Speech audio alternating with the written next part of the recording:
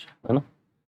Hello बच्चों, let's read the question. Question says the system of linear equation 3x minus 2y minus kz equal to 10, 2x plus 4y minus 2z equal to 6, x plus 2y minus z equal to 5 is inconsistent if k not equal to 3, m not equal to 4 by 5, k equal to 3, m not equal to 4 by 5, k not equal to 3, m belongs to R, k equal to 3, m equal to 4 by 5। Solve करते हैं question को। इस question के लिए जो की concept है वो देख लेते हैं यहाँ पर हम। की कॉन्सेप्ट, तो a system of equation, a system of equation has inconsistent solution,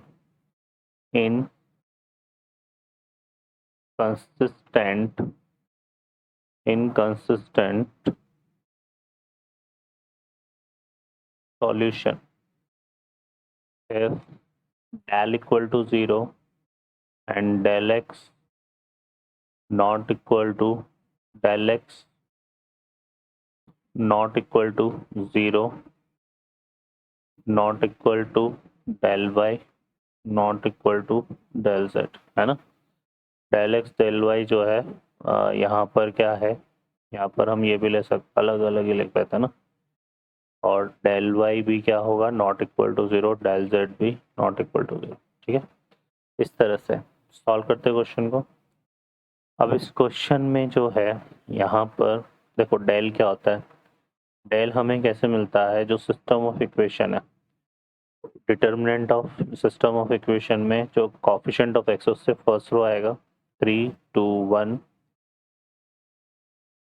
second column आएगा कोफिशिएंट ऑफ वाई से, तो -2, -4, 2, थर्ड कॉलम आएगा -k, -2, -1 से। ठीक है, ये आ जाएगा। अब हम इसको सॉल्व करते हैं यहाँ से, तो देखिए फर्स्ट रो के रेस्पेक्ट में सॉल्व करेंगे तो आएगा 3 इंटू, ये कितना हो गया 4 + 4, माइनस माइनस से +2 हो जाएगा।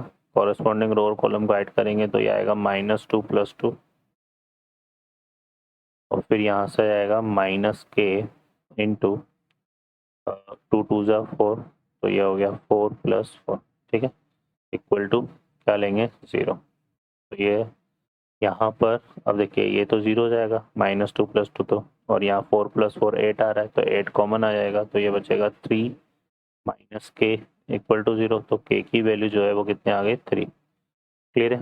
अब k की वैल्यू को 3 यूज़ करता हूँ, डेल x ये ले लेते हैं नॉट इक्वल टू 0, तो यहाँ से क्या आएगा del x equal to, del x हमारे पास क्या होगा, ये फर्स्ट कॉलम जो है हमारा इनसे रिप्लेस कर देंगे डेल x के लिए, है ना।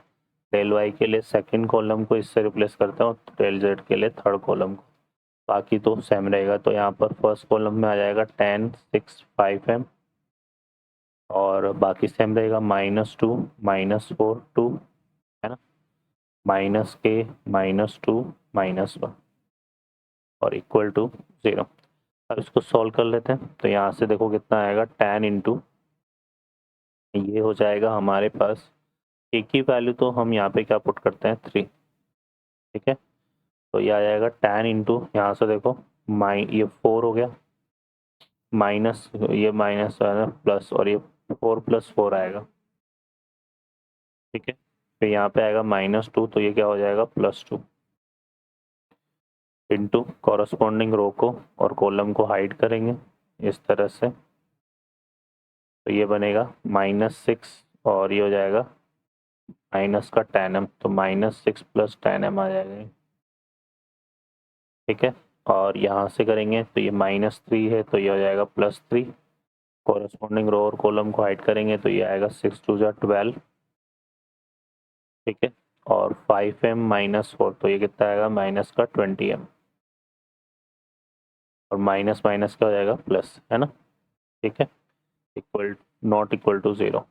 अब इसको सॉल्व कर लेते हैं हम यहाँ से, तो इस पूरे रिजल्ट को अगर हम देखेंगे तो ये तो कितना हो गया हमारे पास, सोचो कितना आएगा -3। ठीक है, तो अब इसको सिंप्लीफाई करते हैं तो ये कितना हो गया 80, यहाँ पे आएगा -12, और ये कितना हो गया +20m, यहाँ पे आएगा माइनस का 24 है ना, और ये कितना हो गया माइनस का 60m नॉट इक्वल टू 0। ठीक है, तो यहाँ से आएगा माइनस का ये कितना हो गया 40m, और इसको सॉल्व करेंगे तो ये कितना हो गया 36, और 80 माइनस हम करेंगे 36 है ना, 12 3 जा ये 36 आएगा सॉरी, तो ये कितना हो गया 48। तो यहाँ से करेंगे 48 को, तो ये कितना हो जाएगा हमारे पास, ये आ जाएगा 2 और 7 माइनस 4 3, तो माइनस का प्लस का 32 इक्वल टू 0 है ना। तो m की वैल्यू जो है यहाँ से अगर आप देखोगे तो ये आएगी 4/5। तो ये नॉट इक्वल टू लेकर चल रहा है, तो m नॉट इक्वल टू क्या हो गया 4/5। ठीक है, तो यहाँ पर हमारा जो करेक्ट आंसर है वो हो जाएगा k equal to 3, m not equal to 4/5, B option. Okay बच्चों, I hope you understand well, best of luck, thank you.